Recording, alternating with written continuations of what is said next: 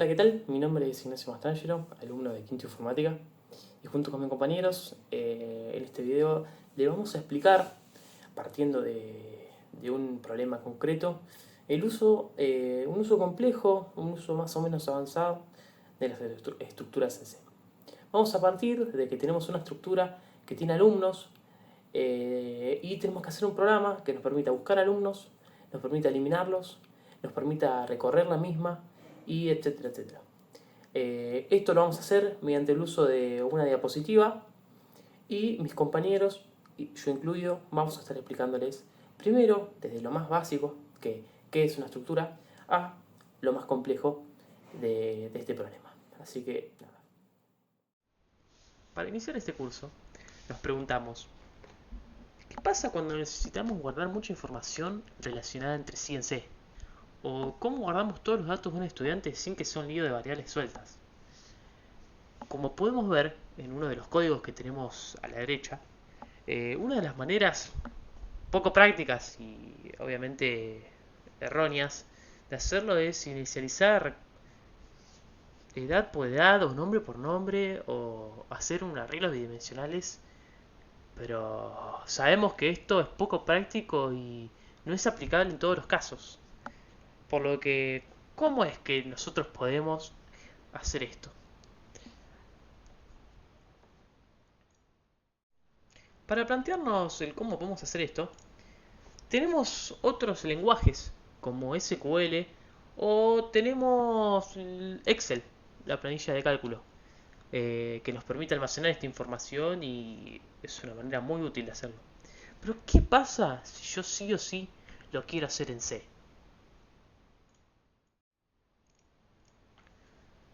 Si no nos convencen las opciones que acabamos de ver y queremos introducir esta información en nuestro código en C, necesitamos saber sí o sí qué es una estructura. Una estructura es algo que nos permite agrupar distintos tipos de datos bajo un mismo nombre. Es como un molde para objetos. De ejemplo, vamos a estar utilizando la estructura struct. La cual tiene dos variables de tipo entero, las que almacenan las coordenadas de un punto, de un objeto real.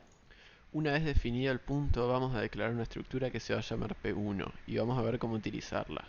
Mediante el punto podemos darle valores a las variables x e y, que en este caso vamos a decir que la coordenada x será 3 y la coordenada y será 4.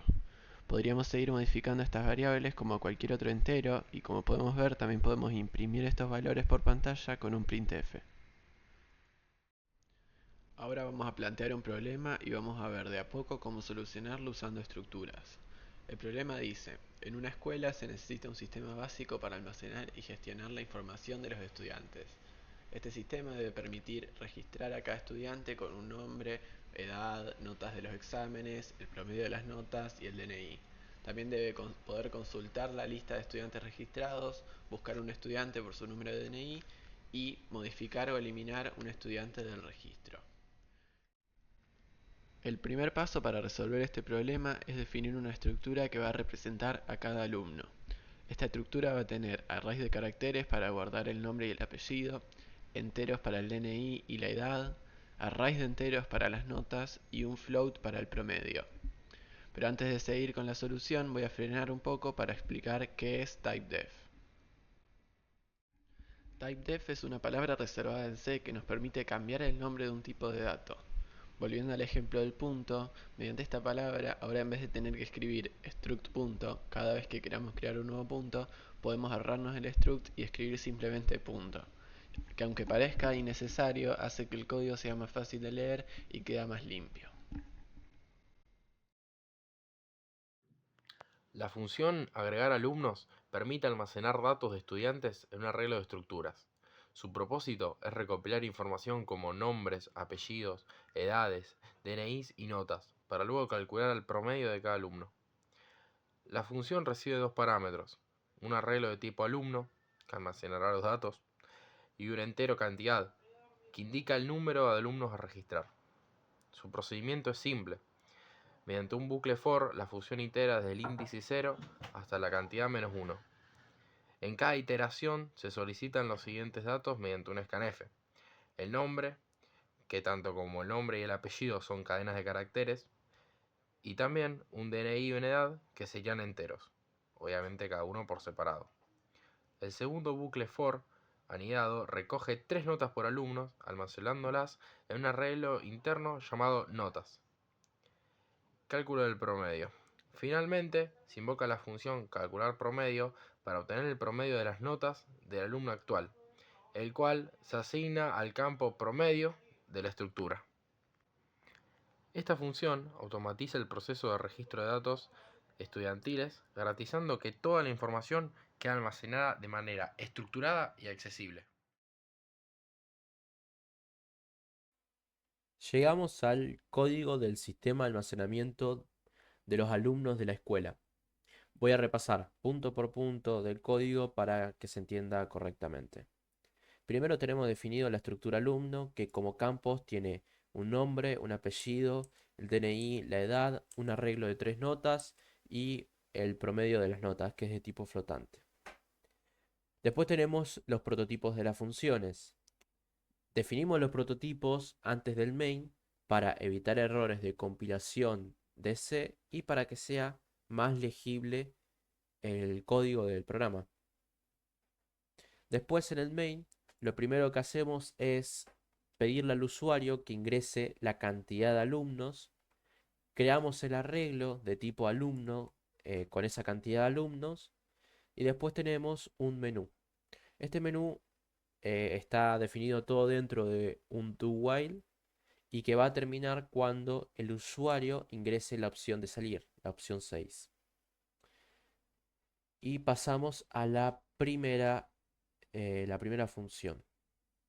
La función agregar alumnos lo que va a hacer es recorrer cada elemento del arreglo y por cada iteración va a pedir el nombre, el apellido, el DNI, la edad. Después tenemos otro for para cada una de las notas y llamamos a la función calcular promedio para calcular el promedio de las notas. La función calcular promedio es muy simple. Lo que hace es sumar cada uno de los elementos almacenados en el arreglo de notas, que es de tipo entero, y lo divide por 3.0 para convertirlo en tipo flotante. Entonces, si yo compilo, vamos a agregar 2 alumnos. Y agregamos los alumnos. Entonces acá ya directamente me pide el nombre, el apellido, el DNI, la edad y cada una de las notas. Tenemos el otro alumno.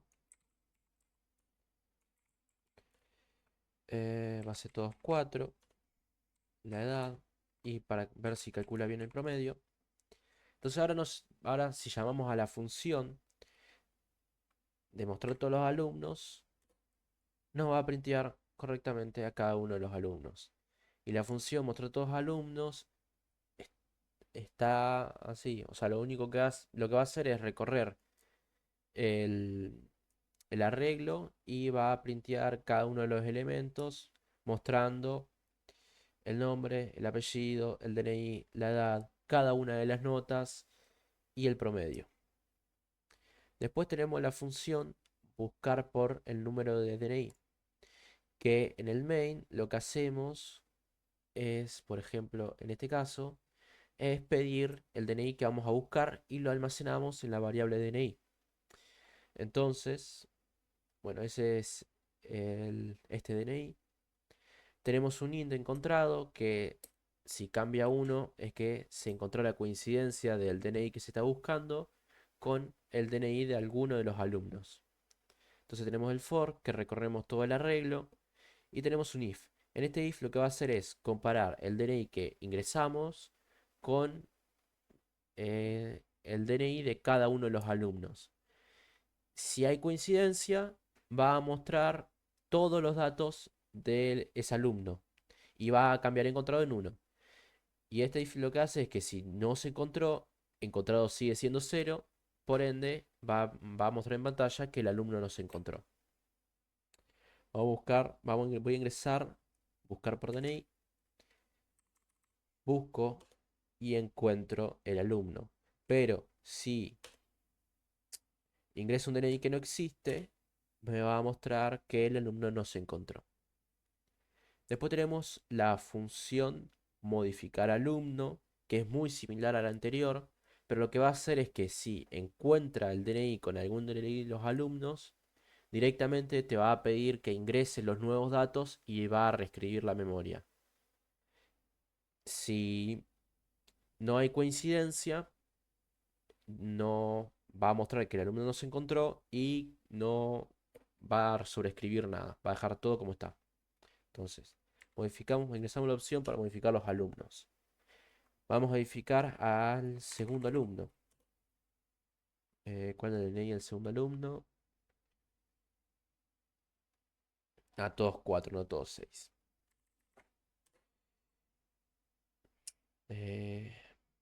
Ahí está, modifica todos los alumnos. Y ya nos pide directamente que le cambiemos el nombre. Nombre Martín. M el apellido. Va a tener 18 ahora. Las notas van a ser todas 9.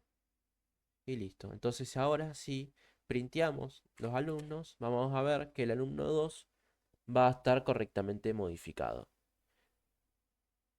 Y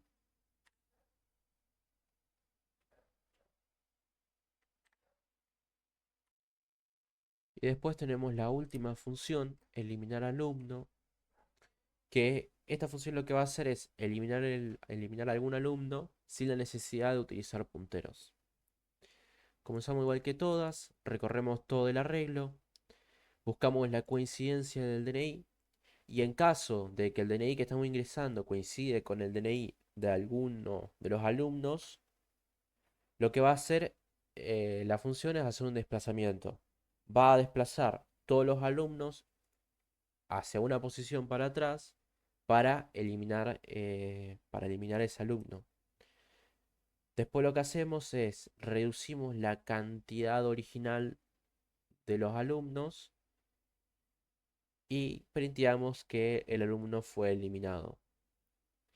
Y en caso de que encontrado siga siendo 0, el alumno no se encontró. Y como es de tipo entero, o sea, la devolución de la función eliminar alumno es de tipo entero, tenemos que retornar la cantidad de alumnos ahora actualizada. Entonces, vamos a eliminar un alumno. Por ejemplo, el que ahora de DNI es 24. Entonces nos dice que el alumno se eliminó correctamente. Entonces, si mostramos todos los alumnos, ahora vemos que solamente queda el primer alumno. Con todo esto tenemos una mini base de datos hecha en C. Cada estudiante se va a guardar como una estructura y utilizamos los arreglos para almacenar varios estudiantes.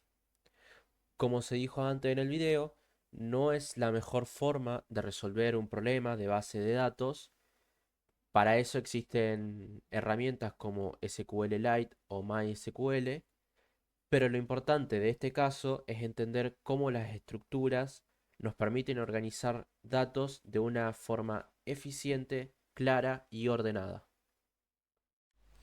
Las estructuras anidadas nos permiten reutilizar una estructura dentro de la otra, lo cual es muy útil para organizar mejor nuestros datos y mantener el código limpio y reutilizable. En el ejemplo que vemos, primero se define una estructura llamada punto, que contiene dos variables enteras, x e y. Esta estructura representa una coordenada en el plano cartesiano.